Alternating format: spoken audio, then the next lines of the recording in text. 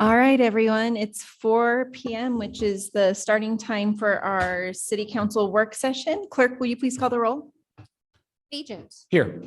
Clegg, Halliburton, Here. Sanchez, Here. Willets. Here. Woodings. Here. 5 present, 1 absent. All right, so first up, we're going to hear from Jim and maybe Josh too on the Landers Street Water Renewal Facility improvements. Thank you, Madam Mayor. My name is Jim Party. I'm the city engineer. Joining me today is Josh Baker, our program manager out at the Landers Street Water Renewal Facility. We're going to provide some updates on that facility. I'll be leading the presentation, and Josh will be here to help out with any questions that may come up. So on the agenda today, we'd like to provide the mayor and council a overview of kind of how this work fits in with a lot of the other work you've heard over the last couple of years. And then we'll provide an update on phase 1, which is wrapping up this summer. And then spend most of our time talking about the phase 2 improvements. And one of the reasons we wanted to come in and talk to mayor and council about phase 2 is we're anticipating on March 29th to have on the next council meeting on consent agenda will be 2 contracts, 2 master service agreements for one for design services and one for construction services. So that's where we're going to spend our time. And then we'll wrap it up with just a brief overview of what else Water Renewal has going on. So with like most things we do, we plan, we fund, we execute. And in October of 2020, we ended up finalizing with the city council adopting the water renewal utility plan. That set the strategic direction for the utility for the next several decades. It was done with considerable public engagement. As we like to say, it was a plan for Boise, built by Boise.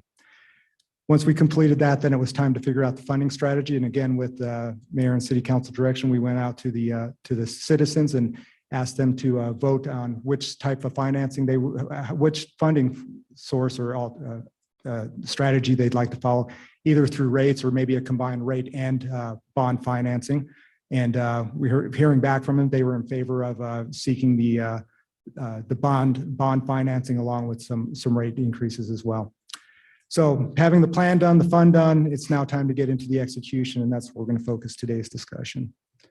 So Landers Street Water Renewal Facility, just to get everybody orientated. The facilities here to the north, this is State Street. And then we've got Veterans Memorial Parkway kind of to the east, Boise River down here to the south, and then the Willow Lane Sports Complex over kind of on the western side. I'm going to change perspectives on you just because this is a better picture. So again, just Veterans Memorial Parkway here. And then this here is the Boise River. So phase 1 really included kind of 3 major components. It was replace the headworks, which was located here. Here's the new headworks that replaced the existing headworks that was over here. Ultraviolet disinfection, we built a new facility. This is the new facility replacing the existing facility. And then quite a bit of site work and utility work, and included rerouting the greenbelt. The old greenbelt access used to come through the parking lot, but with the expansion of the site, we worked with the Parks Department and had that rerouted along here, and then installed a new bathroom down in the corner as well. Up on this side here, this was an item that was brought to our attention from the homeowner or the residents, as you saw in that previous picture. We have State Street, then Landers Street, which leads into the facility, but we had a neighborhood there. And through a lot of the public engagement, there was a lot of concern about the construction traffic that would come down that road. That's a very rural road. It doesn't have curb or sidewalks. It has a very rural feel. And because of the amount of work being done, they were quite concerned about it. And so we were able to take that concern into place and then able to mitigate that concern by getting the Veterans Memorial Park entrance installed. And that's been a huge help. It's kept that construction off of that. And that would have been a tough burden on that neighborhood. But it's important for us to kind of have 2 accesses on here too. So it also helped with that. So it was definitely kind of a win-win, I think, all the way around. Here's some ground shots of the new headworks on the right, and then the ultraviolet disinfection on the left. And then kind of getting to the performance of this project. So again, this project started 3 years ago. The initial budget was about 65.4 million. Estimated at completion is going to come in just under that. The schedule, again, starting at 3 years in duration, we were expecting substantial completion in March. Ended up being a month late, and we're going to have that at the end of April. And obviously, when I say the project was 3 years old, so we started before COVID, started the project, had COVID happen, actually took a 2-week break and tried to kind of figure out the protocols in COVID and make sure we could keep everybody's safe, the contractors and the staff. And with COVID, we ended up dealing with a lot of price escalation that we've seen. We've seen a lot of challenges with labor and a lot of issues with supply as well. So I really do just want to kind of pause here for a moment and kind of just recognize Josh here, who was the project manager during that. And to be able to kind of pull this off is just remarkable. And there's one other item we like to always remind that was in there too, to shake things up. We threw an earthquake in there as well. And that was pretty scary because we had probably our deepest excavation at that point. And I think Josh's phone blew up because everybody was worried we lost that, and that would have backed us up quite a bit. So, and then Josh, of course, he would want me to recognize our partners in the project as well. So he's nodding his head. We had McIlvain contractors or McIlvain companies, who was the contractor on it, and then the design team of Jacobs and Brown and Caldwell. And it was really a combination of them and Josh who were able to kind of deliver the performance of the project. So pause here for a second if there's any questions on phase one. I don't know what to call you. Are you Madam Mayor? According to protocol, it would be Madam Mayor. Awesome. Okay. Madam Mayor, I have a question. Yes, Councilmember Willits. Thanks for bringing up some trauma from 2020. I kind of forgotten about the earthquake. This is remarkable, and I want to make sure that I understand. Are you showing that in all of the cost overruns that we've had with supply chain, that we are saving Boise taxpayers money? I'm going to let our project manager kind of let the expert talk on this one. Yes, that $65 million number that's on the screen was established in kind of mid 2019. We bid the project right at the end of 2019, finalized that number, and about 3 months later, the state shut down. And so, yes, we are projected to come in just below. And again, Jim gives me a lot of credit, but a lot of the credit goes to McIlvain and to Jacobs. Without their constant partnering along with the subcontracting community of Boise, we would not be in this place that we are right now. It's remarkable. Thank you. I think this is the thing that taxpayers love to hear most. This is a massive project. It was a big bond, but the fact that the city is doing so well, I think, is worthy of a lot of praise and a victory lap. And I know that, these costs are going up and down, but the fact you've been able to do this to date truly deserves high praise, and thank you. Madam Mayor. Yes. Thank you. Having said that, if there's an area where you don't want to use a coupon, it would be in reference to this kind of infrastructure. So don't feel the need to cut corners. Thank you. Madam Mayor. Yes, Councilmember Bajent.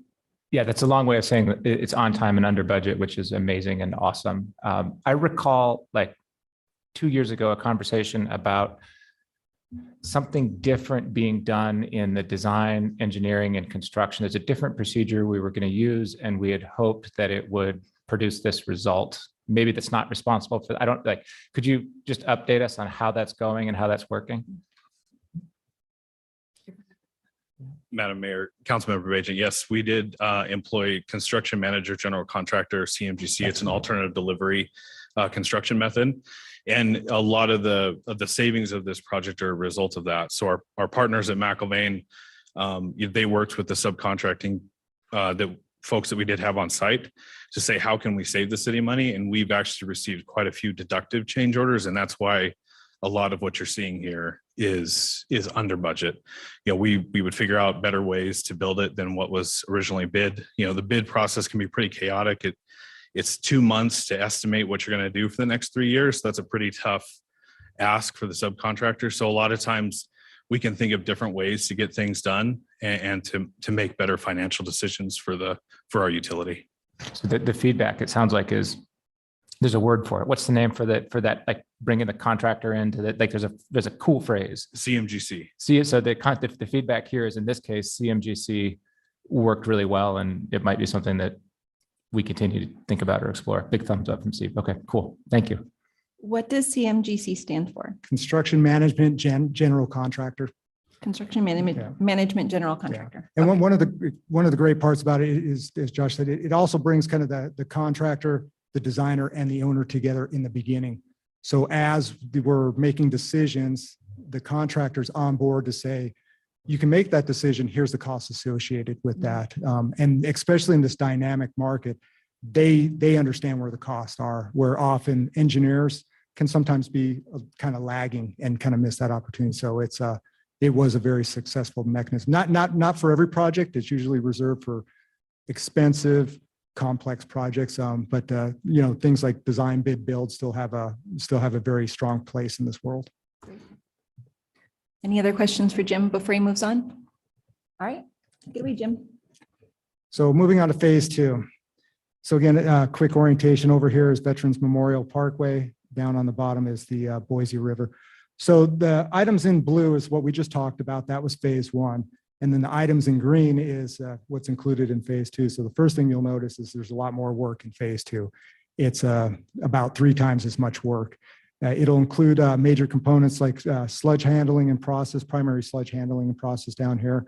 The circles are primary and secondary clarifiers that we'll be doing. And then tertiary filters, we'll spend some time talking about that. And then some modifications of the aeration basin. So that's kind of, okay, here. So again, we talked about the components, the project drivers, why we're doing it. The first one is this really is condition, is I think everybody's familiar with this facility. Was built in the 1950s. Assets have been replaced over time, but in phase 2, there's several components that are still vintage to that 1950. And if you look at the upper left-hand corner picture, that's actually a look inside one of the walls of the primary clarifiers. That shouldn't look like that. It shouldn't have all that exposed aggregate. It should look more like a smooth sidewalk or a smooth concrete wall. So that is very much near its end of its useful life. And then you see the valve on the bottom again. That's probably not even the original valve, but it's probably been replaced several times. Water renewal facilities, they're very caustic environments, very, very harsh environments that are hard on components, as you can see in the pictures. So anytime we do a condition project, we're always looking to increase capacity. Again, this facility has been there since the 1950s. This city's seen tremendous growth from there until now, and even more recently. So we're always looking to increase capacity and redundancy. So we'll add some of that in with phase 2. And then the regulatory side, we have a new permit coming out here this summer. And phase 2 addresses a lot of those new requirements within the permit. And then the last part is whenever we do projects, we're always trying to make sure we're meeting community expectations. And this again came out of the utility plan. And some examples of them are sustaining the lower Boise River quality, what this project does, protect health and safety, which it also does, and then operate a cost-effective utility. And Public Works and this entire industry has recognized that proactive kind of actions are often much cheaper than reactive. And this is definitely kind of leaning into that proactive. And that results in hopefully kind of maintaining effective rates for everybody. Tertiary treatment, wanted to spend a little time on this. So tertiary treatments used to remove phosphorus from the river, or not introduce new phosphorus into the river or limit the amount. Phosphorus is a problem in the river because it causes algae growth and other aquatic growth and degrades the river. So this new compliance, our new compliance that's coming up is limiting the amount that we can continue to introduce in the river. But with this with our new permit, it does allow compliance flexibility. So in the old days, it was like each facility couldn't exceed this amount. And now basically what we're able to do is to have this combined load approach, which says, here's what the requirement is. You can't, as a utility, you cannot introduce more than this amount.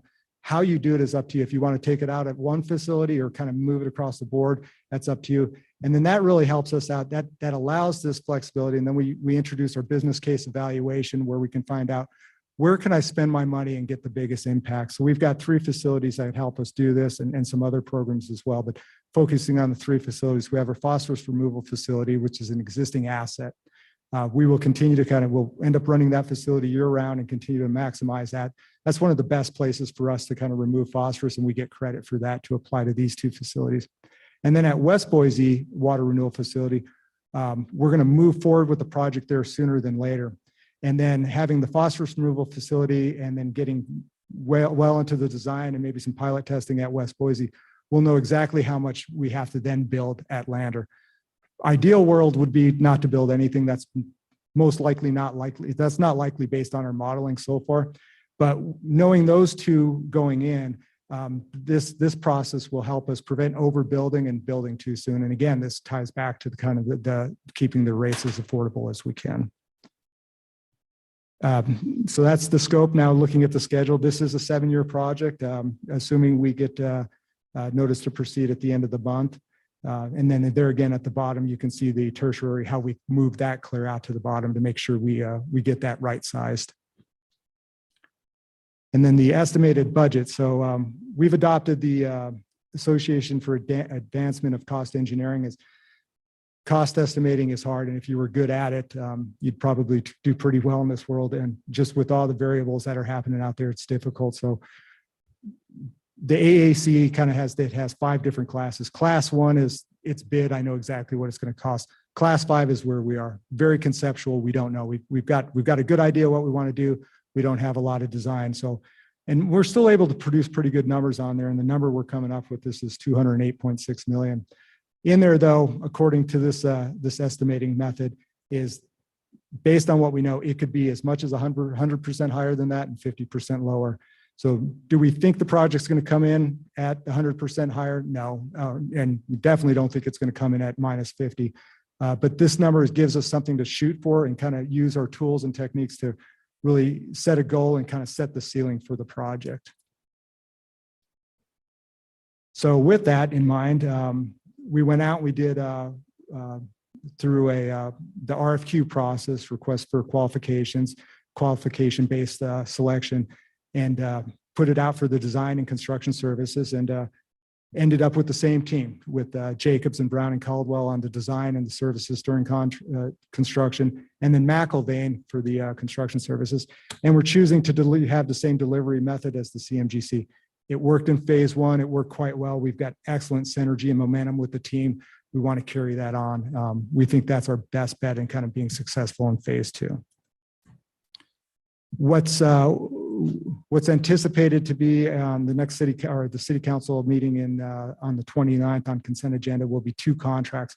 The first one is a master service agreement for design services. So what we'll be asking for execution of is to execute that contract with a ceiling limit of $30.8 million for the design services. And then we will issue task orders as we have several contracts like this currently in which we do this. So again, what we would be asking for is the approval to go up to 30.8 million. And then as Josh and his team kind of determines when to issue the other task orders, those would be individually set up.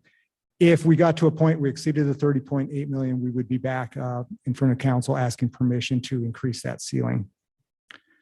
The master service agreement for construction services is a little bit different. Again, set the ceiling at the 206.8 million mark.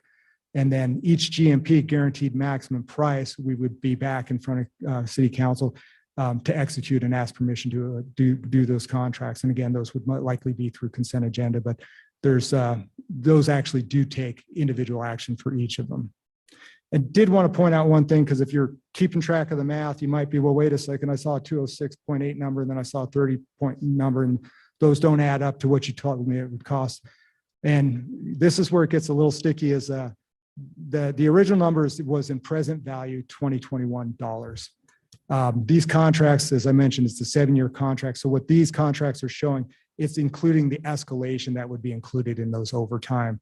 It's the time value of money that has to be accounted for when we get into the longer projects.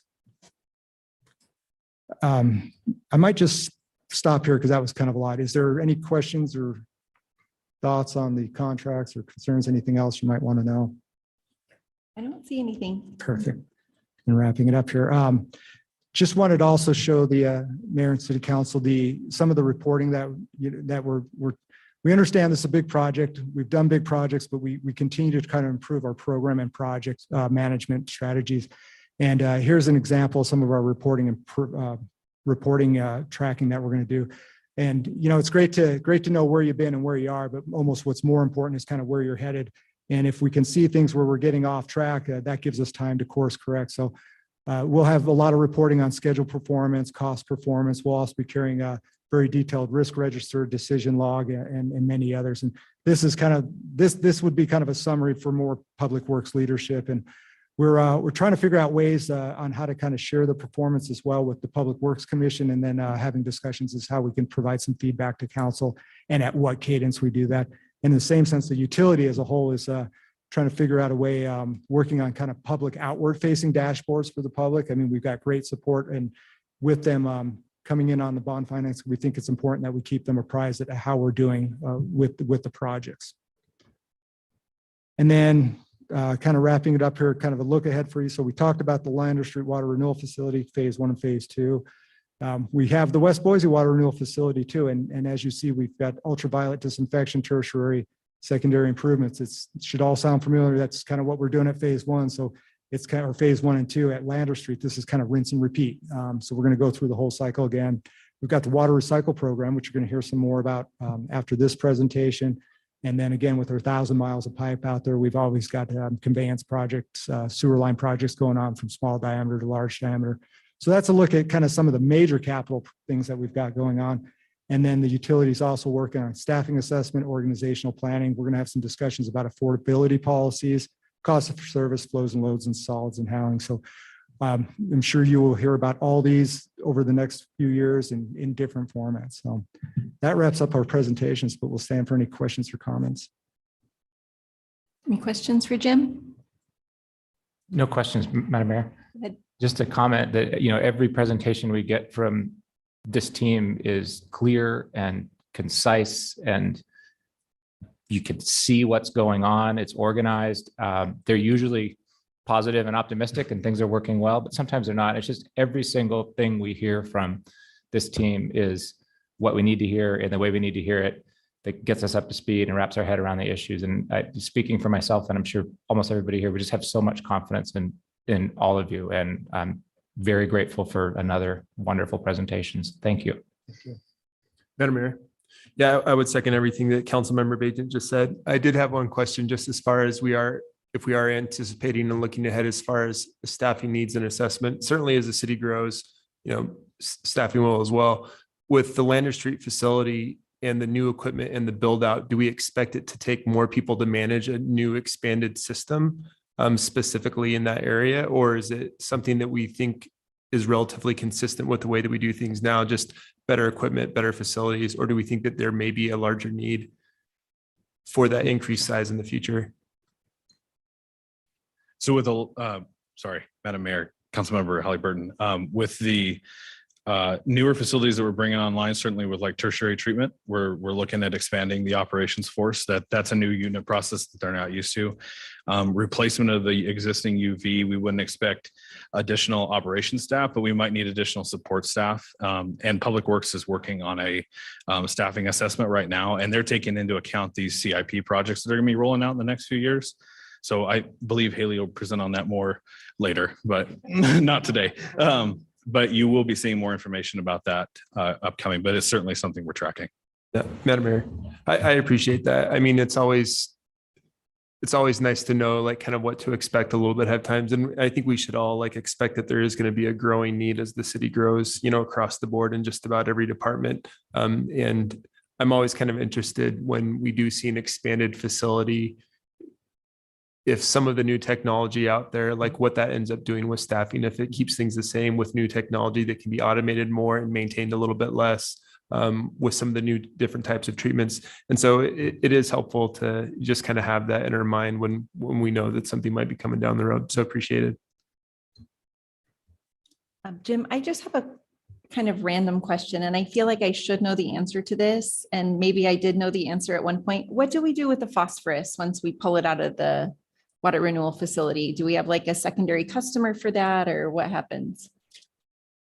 Madam Mayor, yeah, quite a few things. So out at West Boise, we have a struvite facility, and that's actually where we kind of mine it back out of the wastewater and then sell it to end up selling it to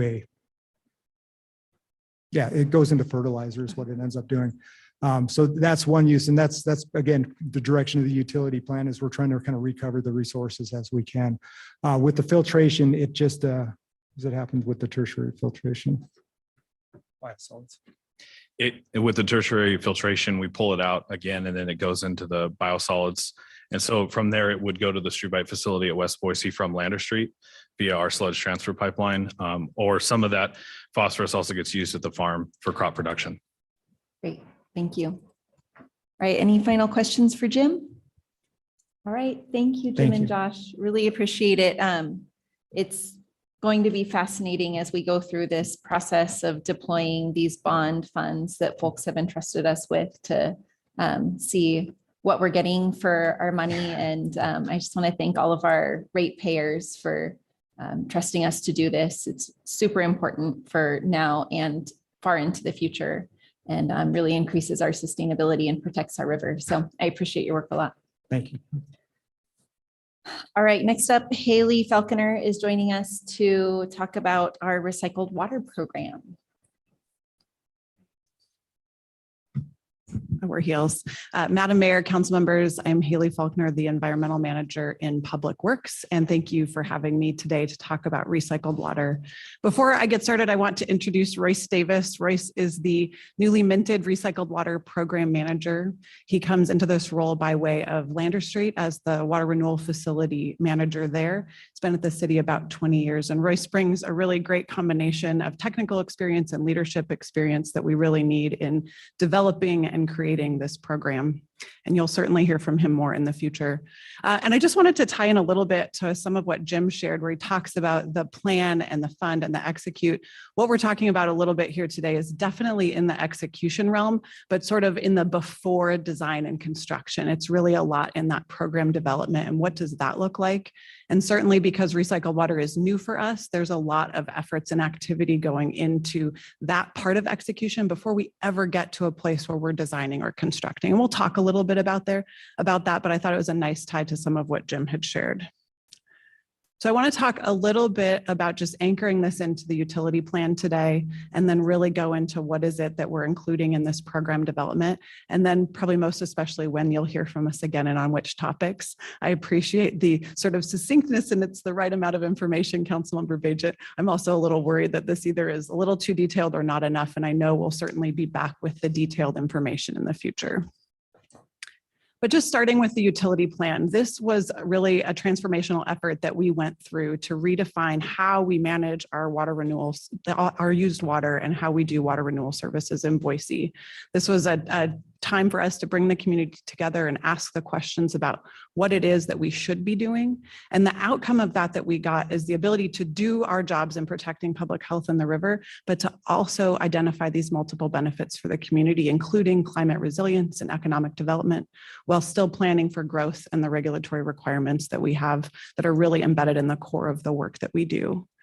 And so what that looks like, really needed a pie chart up here, but the pie chart shows kind of how that water will be produced and used. This was the outcome of the utility plan. So the blue section here is continued river discharge. This is continuing to do what we do today, treat to a high level and discharge to the Boise River. The orange is what we're calling enhance the river. So that's making further investments to enhance the Boise River and the importance that we have. What we're talking about is that gray and yellow section where all new capacity in our water renewal system will shift towards recycled water.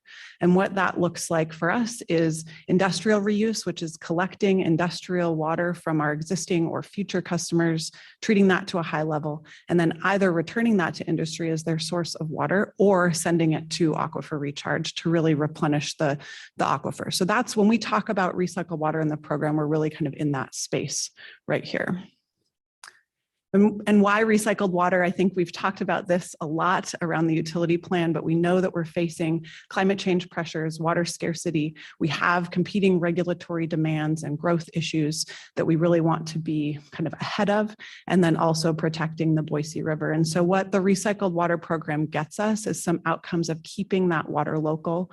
We're not treating it and letting it flow downstream, but we're keeping that high quality water here. We're combating future water shortages, which is really important right now. And we know that we can produce a high quality water that could be used for a variety of purposes. And we've talked about that in a fit for use water. What's the right level of treatment for the application that we're going to be sending it to? And we'll talk a little bit about that. And a few of us were at a National Water Reuse Conference last week, and we got questions from folks about, why is Boise doing this? What's the crisis that you're facing today? And for us, it was really nice to be able to say, we're proactive in this. We heard from the community how important it is to be doing something about water ahead of the crisis. But we also know that there's no time like the present. So quick Google search of drought and now, and you get news headings of what we're facing. And so we know that the time is right to really be investing in recycled water. But It's also not enough to have that support that we had from the community in the recycled water or in the utility plan development. We made a commitment to the community that we would do ongoing studies. We now know the why of recycled water. What we're building is the what and the how and the who and the where. And so we have that support. We're committed to ongoing studies on water quality. We'll talk a little bit about that today with the National Water Research Institute, tech studies on technology, and all of that anchored in how we engage with the community, what we hear from the community and what we share back with the community. So I wanted to provide that kind of as a background before diving into what the actual program is itself and where we're headed. So we're going to talk about these 5 key program elements. So you'll see that none of these listed here are design and construction. We're not there yet. So this is the elements that we are bringing to the community. We'll bring back to you all of it really anchored in that community engagement piece.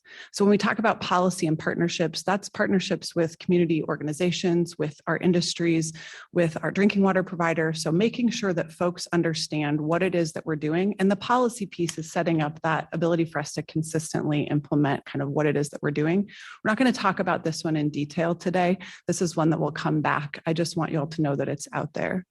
We'll also talk a little bit about the siting, site characterization, and land acquisition, research, innovation, and pilot testing around really those studies that we're talking about. And then, of course, the permitting that's required to get us there. But if you take a look at this and we look up here to the far right at the date 2029, that is the date by which we need to have new capacity online. This was determined in the utility plan to be the best way for us to add new capacity. So that's really required. And that's the date where we're full scale producing recycled water. And you'll see kind of in that phase 3 is where we show the design and construction, but we're really in this. When we talk about execution, we have multiple elements that we're working on that tie together and need to kind of get to that phase 2 and phase 3 point before we're ever designing and constructing, before we have an alternative that we've selected on what we're doing. And so we're going to talk through a little bit of the component pieces for each of these.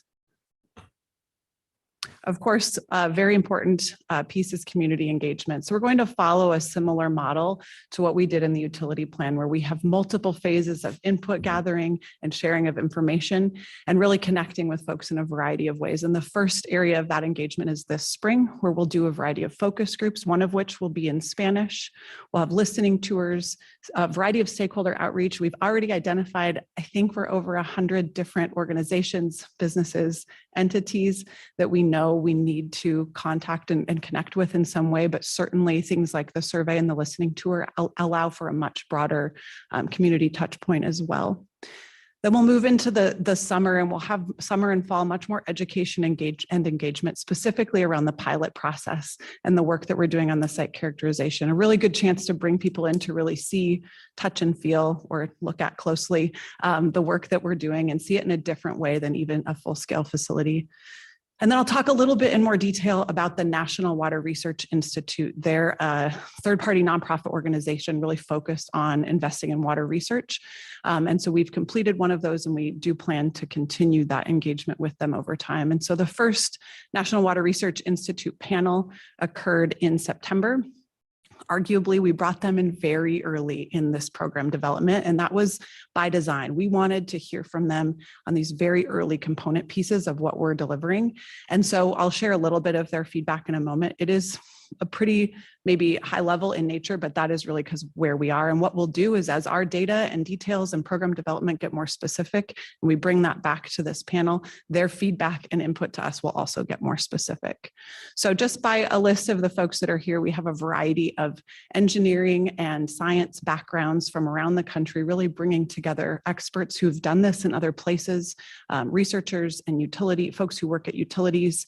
Notably, the hydrogeologist on our panel was from Boise State, Sean Benner. We knew that that was an area where we needed someone with local expertise as we start to understand the aquifer and the groundwater system here.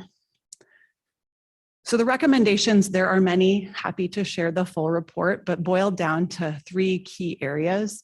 The first around community engagement and the recommendations to really start our process early and expand the breadth and scope of what we're communicating with folks about, and also to really nail in the why and the language that we're using. And that'll be some of the outreach and the feedback that we're seeking from the community, from you all, is what verbiage lands, what works, what really resonates for the type of work that we're doing that folks are expecting from us.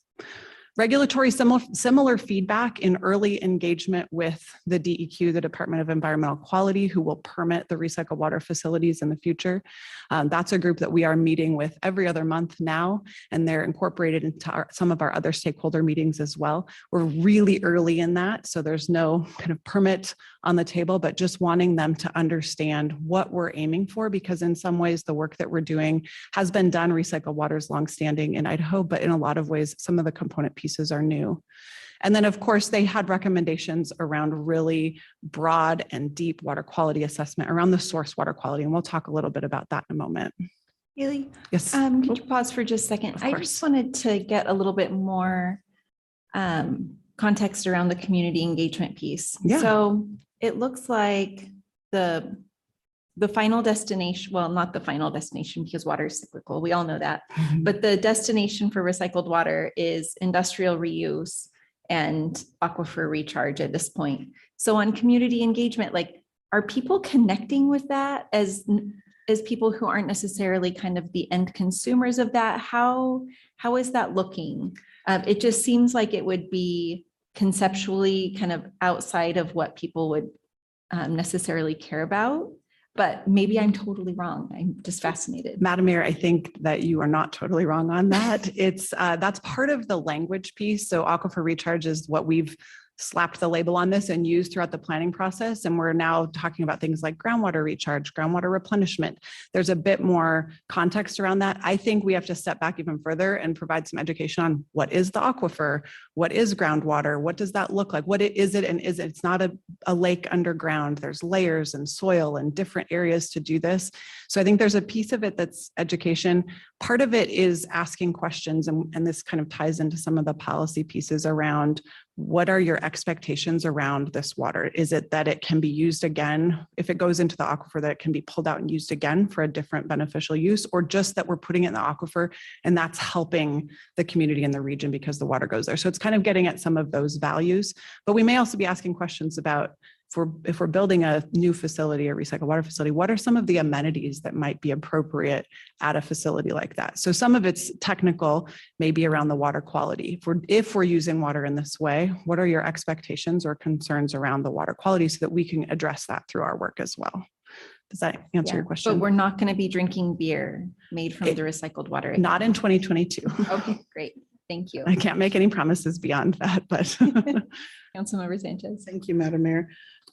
Just to piggyback on the same area of concern that Madam Mayor brought up, I think it's wonderful that you'll be offering the focus groups of community engagement in Spanish, but again, I would look for like a deeper connection to how can somebody relate to this and how do they figure into all this?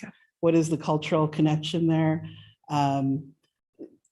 Because as we know, people who speak English, this is beyond folks who are not hyper focused on it. And we do know that we have community members who are hyper focused on this and are very involved and feel very welcome to share their concerns about it. So I would just ask that we do a little cultural competency work to make sure that it's not just about having these words in Spanish. Madam Mayor, Councilmember, I really appreciate that. And our community engagement manager is here so that we make sure we capture those expectations as well. Thank you. Madam Mayor. So Aquifer Recharge is music to my ears. It's something that I've heard a lot about from the time I was a child growing up in Eastern Idaho and the importance of the aquifer. I think this is a great opportunity for Boise to work with agricultural representatives that live or die by the aquifer. And our economy is still largely tied to ag in Idaho. So I'd encourage, as we do these stakeholders groups, to get the Farm Bureau involved and other groups that deal with that aquifer recharge. I know there's some recent work on that there's been, I don't know the technical term, but some agreements when it comes to aquifer recharge. I think this is a great way for us to do our part to make sure that other parts of the state have what they need to provide food for our citizens. So thank you. Like I said, every time I hear aquifer recharge, it's something I've been told about since I was born. So it's a great thing and we need it, especially as we face drought coming up and today. Madam Mayor, Councilmember Willetts, thank you. 101 constituents Farm Bureau will add that we do have the irrigation districts and some of the other landholders out there, but I really think that that direct agriculture connection is really important as well. Yeah, I'm sure there's, Madam Mayor, I'm sure there's others. That's the one that came to mind. This wasn't my industry prior to coming to council, but I know that there's the wheat producers, barley, all of those folks rely on irrigation, particularly in Eastern Idaho. So once you open it up to the agricultural groups, they'll come calling. Yeah. They care about this a lot. Thank you. Anything else on community engagement? I think we're good. Okay. Talking a little bit, I mentioned this a moment ago about the site characterization. So really we've got two facilities. And when we start talking about land and where these go, one will be for the facility itself and one will be for the Aquifer Recharge. And so a big piece of this right now is really kind of early in time, understanding where might this be appropriate? Where might it work technically? And so we've got a geographic boundary that comprises about 130,000 acres that we're doing this GIS screening on. So it's bounded roughly by the airport to the north, the foothills to the east, the New York Canal to the west, and the 20-mile South Farm to the south. So quite a large area. Ultimately, we're probably looking on the order of 40 to 80 acres that we need for the Aquifer Recharge facility. So we're starting really big. We're using GIS to understand things like, is there basalt near the surface that may cause challenges, or the depth to groundwater, or locations of domestic and drinking water wells, the slope of the site. So we're using that to start to screen out or understand implications of particular sites. And then the work that we would do over the summer will be confirming that characterization. So we'll be on site and we'll be understanding like, okay, we used data for all of this, but when we actually get out there, what do we see? And that'll really be a great opportunity for us to do some further stakeholder engagement, bring folks out, really start to understand it, show up in a way that we can visually represent what the aquifer is and not simply talk about it, because we know that's certainly not enough.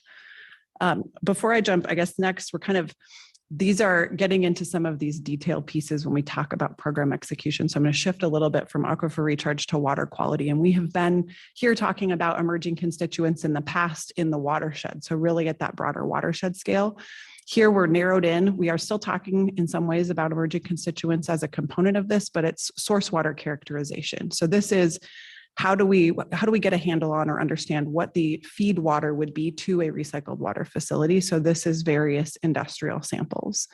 So we've got 3 tiers of chemicals or constituents that we're evaluating. The first is what we're calling regulated constituents, whether it's regulated through the recycled water rules or the groundwater rules or primary drinking water standards. Even though we are not going towards a drinking water system here, by putting the water in the aquifer, we do want to understand the quality of this water compared to those drinking water standards. The second tier are unregulated constituents, but those that are of interest to public health. And this includes, I had to write these ones down, any chemicals that fall in the unregulated contaminant monitoring rules that EPA puts out on drinking water, the contaminant candidate lists, and some emerging constituents that we know are of concern, like PFAS. And then the third tier is a set of unregulated constituents that may be useful for understanding how the different treatment technologies that we're going to pilot perform. So we've sampled 3 different times over the last 3 months, about 500 to 700 different constituents that we've sampled in each of those sampling events to really cast a wide net. That will get narrowed down as we get a better understanding of what we can expect to consistently see. But we do want to have some regular constituents that we're sampling so we can see those trends over time and understand not just what's in the water, but the range and the magnitude. And so why that's important when we talk about this research and pilot testing, on the left-hand side here is that source water testing. What's coming in? We need to really have a good handle on what that is. And then on the right-hand side, that's tied to where is this water going? And in this case, we're showing aquifer recharge and industrial reuse. So we know what our water quality is coming in and what we need the water quality to be, or what at least the end uses are.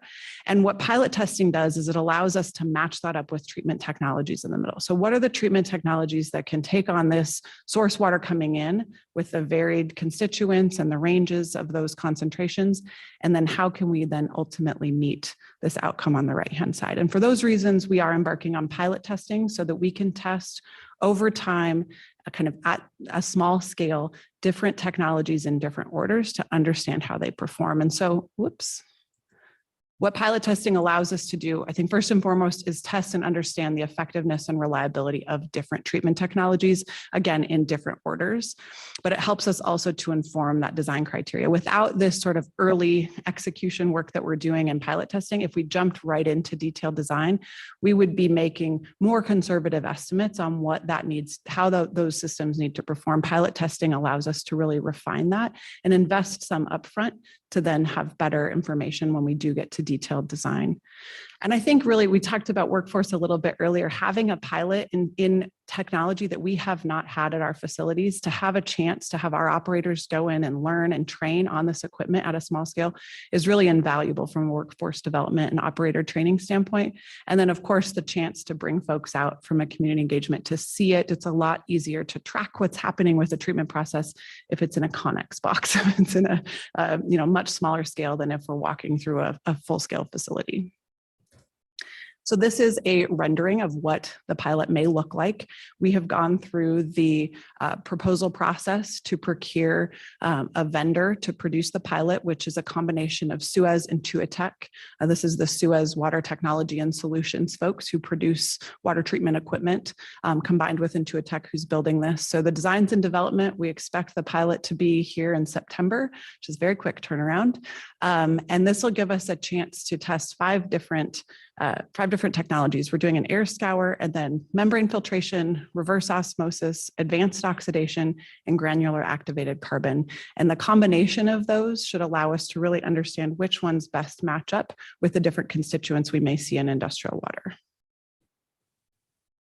I have a quick question, Haley. So where will this be located? Will it be in one of our current facilities, or what do you think? This will be located in the parking lot at Micron. So as a large industrial user, the feed water will come there. It'll also give us a chance to locate and test potentially different industrial sources from that area as well.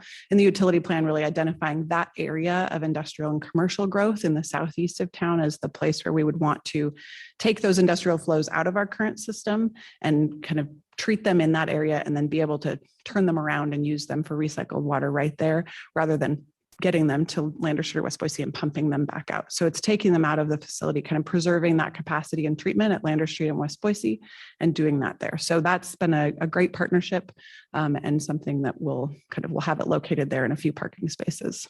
And then question number 2 is, you talked about looking at the geotechnical surveys to find a place for Aquifer Recharge. Do you envision this facility being co-located with Aquifer Recharge, or will they be two kind of separate facilities? Madam Mayor, we don't know that yet. I think there's the possibility that the third facility, the eventual kind of full-scale recycled water facility and the Aquifer Recharge site could be co-located. I think they very well could be separated facilities as well, just depending on what we find in the research. Great, thank you. All right.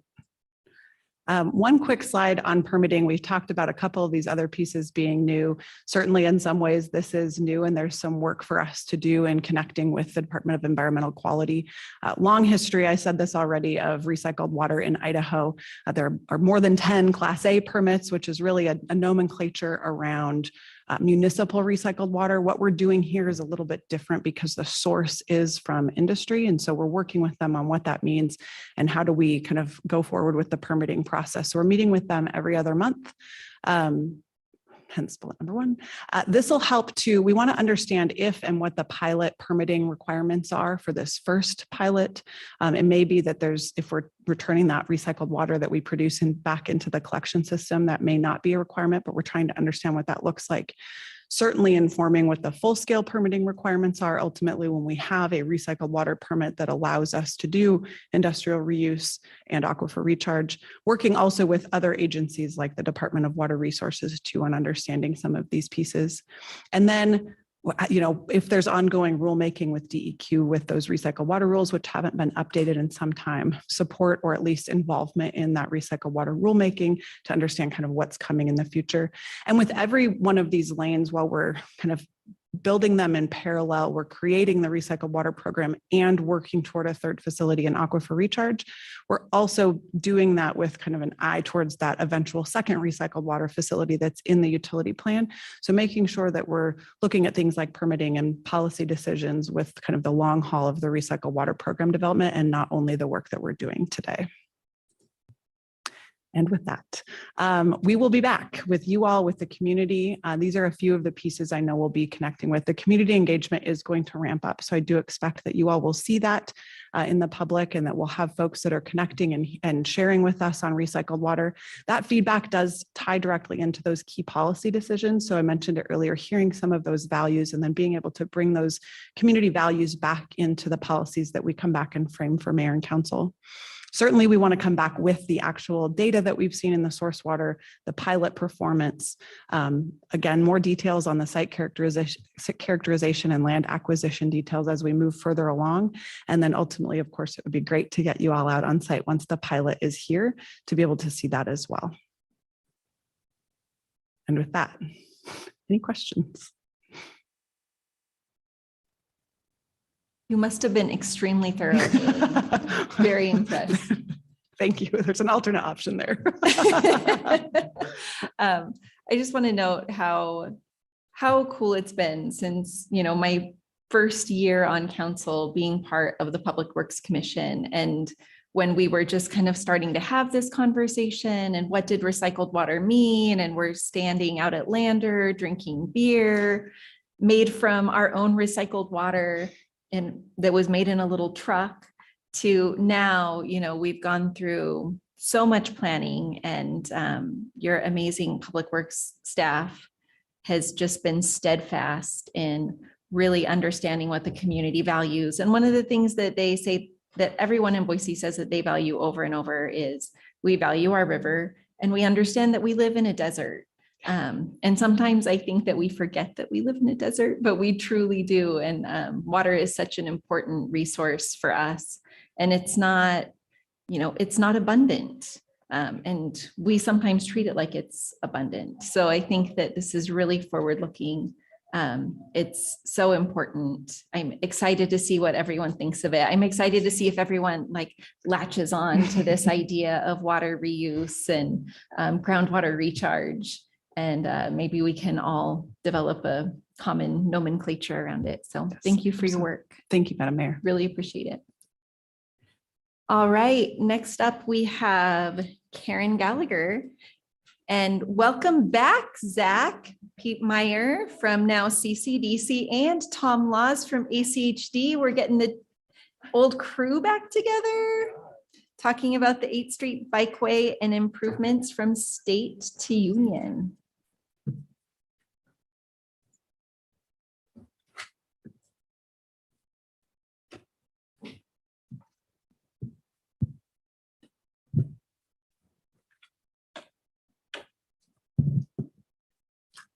Thank you, Madam Mayor and Council. Yes, so same crew before you as we were with you for the work session back in January. So we are before you tonight for a firm direction and an adoption of the preferred concept. So we are looking for an action from you to take forward. So this is the 8th Street Bikeway, and just a quick look at the project schedule. The last time we were before you was to make sure that the concepts being taken out to the public were palatable to City Council. So those have been taken out. CCDC and ACHD has summarized all that public input. Our team has worked together and looked at what all the comments from the public, and we have a preferred concept for you to consider for adoption. It will go from here to the CCDC board, then on to ACHD for a public hearing. And then we do have the design schedule here. There are 2 different lead agencies in this, but ultimately it's also ACHD's right away. To that end, this is an overview of the project. We are extending from State Street, where we have the dedicated or bike facilities to the south on State Street. This is extending them north up to Union Street, To the north here at where it says 4th Street is the Boise Co-op. The part in blue, ACHD, is the lead agency. The part in red is within CCDC's Urban Renewal District. So they do have some added infrastructure and undergrounding of utilities that is taking place on that stretch that's in red. So the objectives for this project are to provide a consistent low stress, and what the city calls low stress is our all ages. That's out of our transportation action plan, bike connection. So between the Boise, the north end, and all the way down to the green belt. So this is what's all being wrapped up into this is ACHD's commitment to their newly adopted level of traffic stress guidelines. And this is that's terminology they're using quite consistently. We haven't brought that before you as much, but it is their way of getting to higher comfort and recognizing that on streets for the bicyclist. And as we stated, this does align with the city's transportation action plan of really providing bicycle infrastructure that all ages feel comfortable using.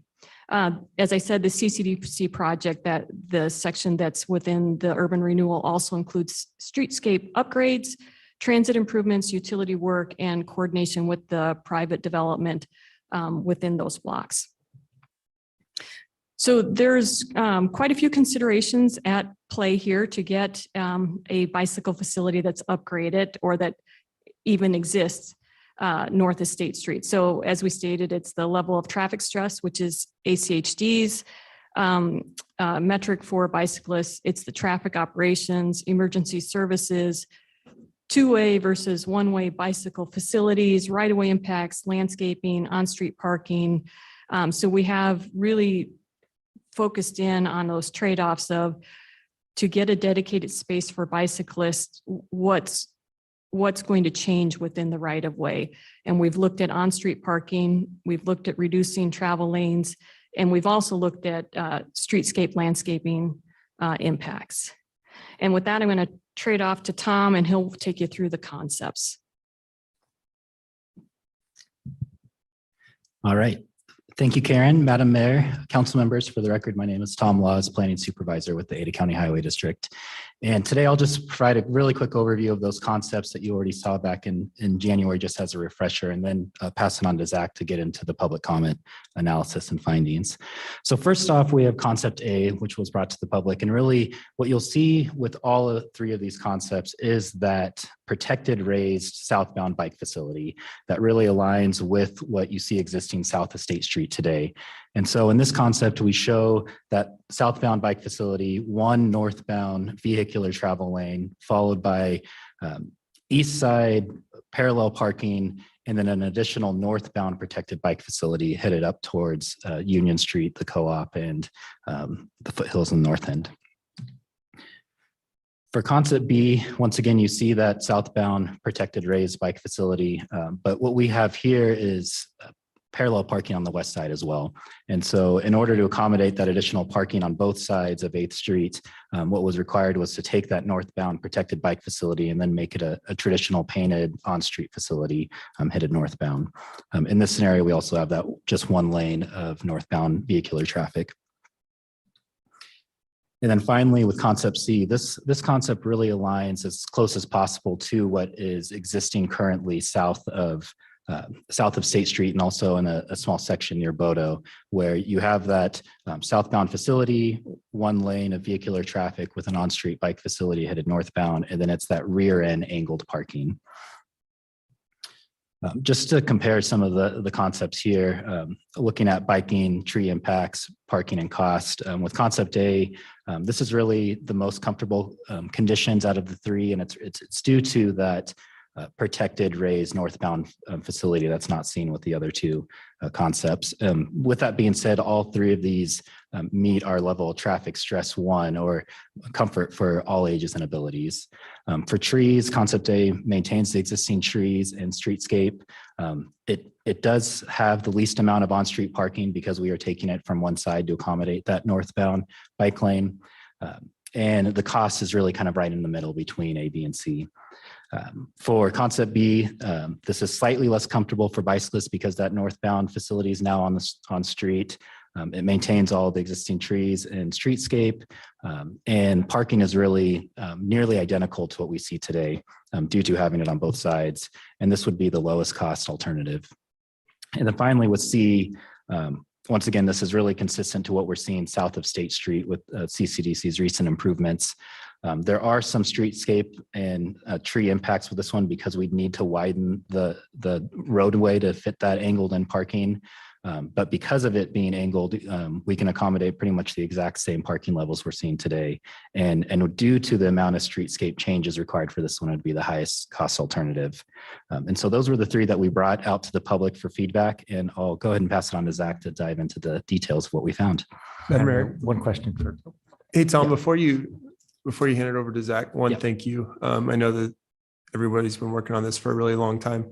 I have a question about in any of these concepts, when it ends on Union Street behind the co-op there, if there's any change in treatment or if there's any anticipated change in treatment on that particular street, because that's a 2-lane, one-way street. And I think some of the concerns that just got brought up really recently was what if somebody's coming down 9th Street and they want to turn onto it on Union? So I don't know if you have any information, if there is any plans for Union Street, or if that would be potentially something we would direct people up wayfinding further up the road. Absolutely, Madam Mayor, Councilmember Halliburton. Two items there. One, with all of the ACHD section intersections, those treatments are really going to be defined in our design phase. So in next year, once we nail down which concept we potentially will be looking at, but we do have an active maintenance project both on 8th Street and 9th Street north of Union, or on 9th Street, it's actually north of Fort. And with both of those, we're going to also be looking at what some of those transitions can look like. There's approximately, I think I counted 12 opportunities from 9th Street to jump over. And so whether that's out on Union or one of the ones, north, we'll probably be looking at, signage, additional wayfinding signage, early notification, whether that be sharrows as well, and other treatments to really, help highlight not only is 8th Street an alternative to head southbound, but then also the work that we're partnering with CCDC on with 11th Street. So you'll be able to either take 11th south into downtown or 8th. Thank you. Councilmember Region? Madam Mayor. Tom, I recall maybe wrongly from January that one of these concepts had in some sort of issue or challenge with tying into a chunk of street, either immediately north or immediately south. Am I misremembering completely? Like I had it in my mind that one of the challenges with one or maybe two of these concepts was it didn't fit very well with what was immediately north or immediately south. And that's all I had in my mind. So you can tell me I'm completely wrong, or if that rings a bell, could you let me know what it is? No, you are absolutely right. And what you are referring to is actually that section that's just north of Fort Street. So really the co-op block. And I won't speak too much because we'll get into this in the next few slides, but originally what we brought out to the public was looking at with all three concepts, really aligning with what we were showing in that concept B. So having that on-street facility for the northbound bike lane, and then having parking on both sides. What we heard from the public, and I guess spoiler alert, you'll find out in a second, but really what we found is this was the most concerning part of all three concepts, was that transition from the protected bike facility south of Fort to an on-street facility right there in front of the co-op. So I'm sorry. This is a great reason to just hold your questions to the end. I'm sorry about that. Thank you. you're asking the right ones. And with that, I will pass it over to Zach. Thanks, Tom, Madam Mayor and council members. So between January 20th and February 6th, CCDC and ACHD jointly conducted public outreach on the three alternatives that Tom just presented for the full section of 8th Street. So both CCDC and ACHD section. That outreach included one-on-one meetings with adjacent property owners or the representatives, 2 virtual open houses on the afternoon of January 27th, and a static online open house webpage wherein folks from the public could take and review information on the project at their leisure and respond to the survey throughout the 2-week period. In total, we've received about 182 individual responses to that survey and our interviews. During the adjacent property owner meetings, we generally found that there was support for improving the corridor, both in terms of bike and streetscape infrastructure because of the anticipated mobility and safety improvements that would be achieved. While property owners did share some concerns with us about the project, including there was concerns about loss of a vehicle travel lane, safety at the intersection of 8th and State at the south end, and potential southbound bike lane conflicts where vehicles would be entering 8th Street from driveways or alleys or intersections. Really, the only concern that was shared amongst the property owners was the potential loss of on-street parking. That was common throughout our discussions with them.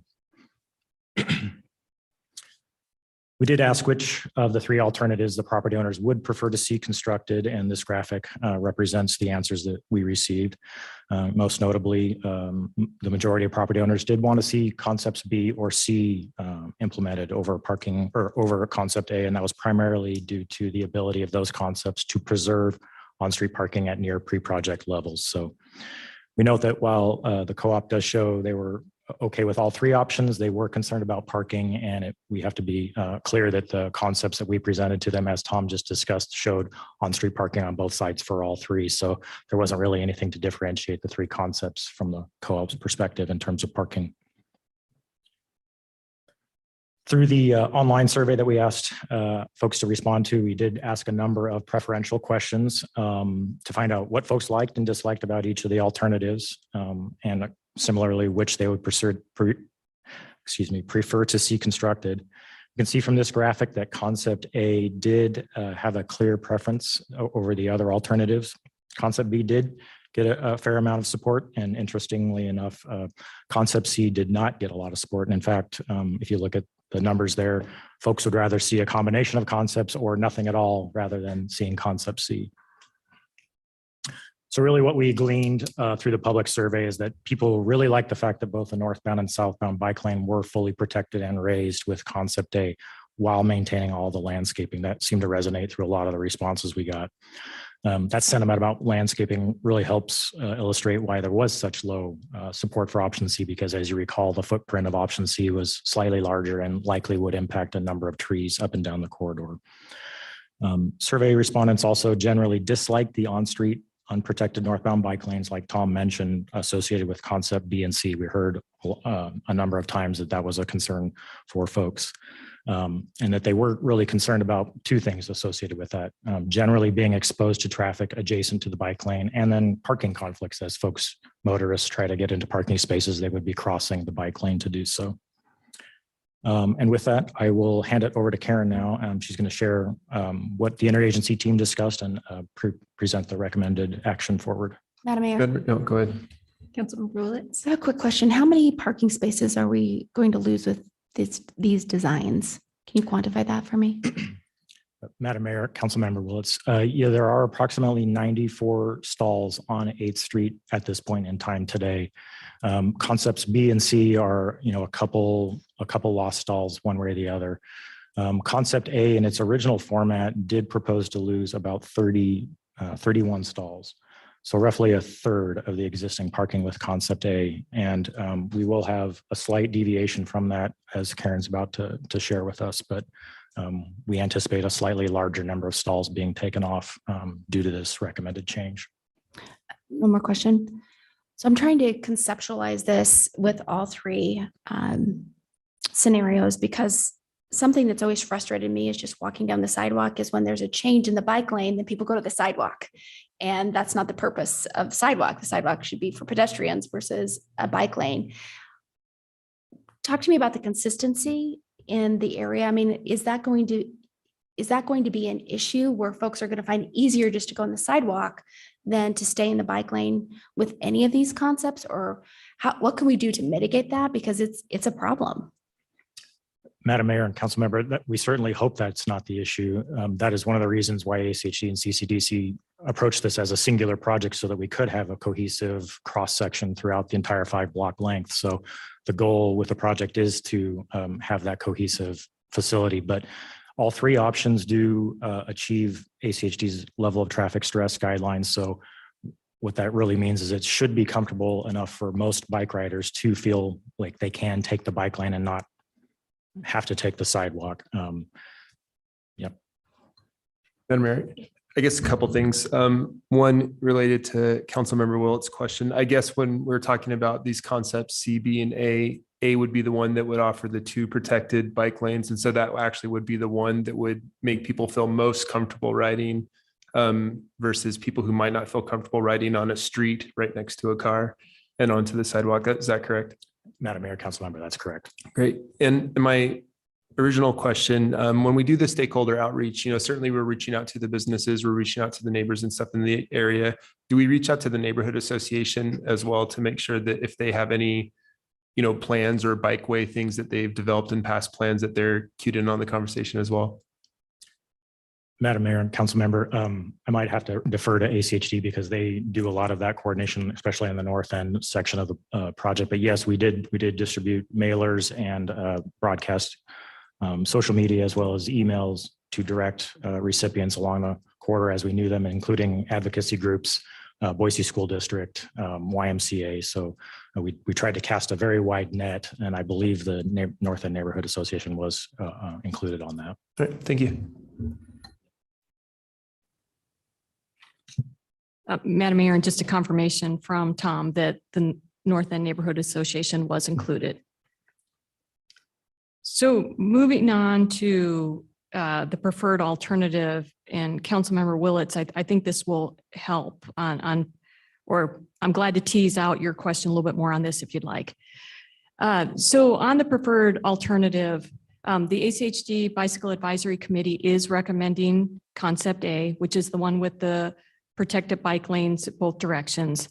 And the interagency staff team from the city of Boise, CCDC, and ACHD is also recommending A, which is that highest protection that's proposed out of the 3 alternatives. And partially, because we do see that on other sections of even 8th Street, where we have the green painted bike lane. And before, when we did have vehicular travel on the sections between Main and Bannock there, that bicyclists would still want to go even in the green bike lane there, even though it was the opposite direction, even though we had low traffic volumes and low speeds, they still, many had a desire to have their own space there. So we do have trade-offs here. I mean, the parking loss that you mentioned is, we don't enter that lightly, but we do think that if we want to expand our bicycle network and expand it to more people, that this is a trade-off that's worth embracing. We've looked at the parking utilization. It's highest on Sunday in this area at about 75%. And that includes, I'm going to leave the co-op block north of Fort for a second and hold off on that. But to the south of that, they've looked at, behind me, the team, looked at the utilization on 8th Street as well as 1 block on the cross streets. And so on Sunday, it is the highest at 75%. On the weekday, we're about 50% is the highest, and it even goes down to about 32%. So we do feel that, or see that there is an ability to absorb parking impacts in this area by removing parking on the west side. So we're not at 100% utilization, across the board is what I'm trying to convey to you. So, Madam Mayor, One second. I'm looking at that chart of the packet, and I guess just to boil it down, at the peak busiest time, 1 in 4 spots are open between Franklin and Union and the block on the side. So at the very, very busiest time, 25% of the parking spots are free to be used, right? that's correct. Yes. And then in fact, the rest of the time, it's as low as 32%. So 2 in 6 are being used, right? Correct. Thanks. Madam Mayor, Yeah, Councilmember Willetts. A question on when these statistics were gathered. I'm assuming they were gathered during COVID when there were lots of work at home scenarios. Correct, but it was just January, was it not January? So during this much latter part of still being in COVID. So I want to move on to the last part of it and just dial in on this. So what went out to the public was A, B, and C, except for the co-op block. I'm going to call it the co-op block just for the ease of referring to it. I mean, and that parking is a little different. It has no regulation right now. So the utilization is, I mean, we're much closer probably to 100% on it. We know that people park there who walk downtown because it's the first area that's free. We also know that there are employees from the co-op that park on that too. And we also have residences on the east side and, you know, a business or two over there that utilize that area. So the team is recommending that we continue with concept A, which would be removing 20, it's 20, right? Parking spots from the west side. I think it's 14, sorry, 14 from the west side, so that we maintain a consistent treatment of raised or protected bike lanes, pardon me, over that last block. We were toying with keeping the painted bike lane. And then when we got the feedback from the public, that they said, one, we really want a consistent treatment. Two, we really don't like being next to the cars or the parking. And we looked at it and said, well, you know, is that worth having that outcome and keeping parking? And so we think that we can work with the co-op on some of their loading areas. They've got two, maybe they could live with just one, that we can gain some more parking, maybe on 9th or on Union. The team would go back and look at that, work with them. We're not saying that it's not going to have any impact though, but we do think that maintaining the consistent treatment for that last block is a good thing. We also look to see, are the trips actually lower on there? They're not lower. There's quite a bit of drivers that are coming from Fort, making the right-hand turn, heading north on 8th Street. So in the end, to meet the objectives of the project, to provide the all ages bike network and the highest comfort, we are recommending continuing that treatment for that final block as well. Karen, was there any talk about making that block into a residential parking district or anything like that? That could come out of this as well. You know, that has its own public hearing process and they do need to submit an application for it, but that is possible as well. So I guess to be clear, the preferred alternative before you and the requested action is to affirm the direction to adopt concept A as the preferred alternative for the full 8th Street corridor from State to Union. And this is removing parking on the west side and gaining protected bike lanes in both directions. Madam Mayor. Yes, Councilmember Bajent. Well, I certainly would affirm that direction. The things I guess that I'm thinking about first, I mean, I defer to Councilmember Halliburton on anything that involves 2 wheels and less than 3, right?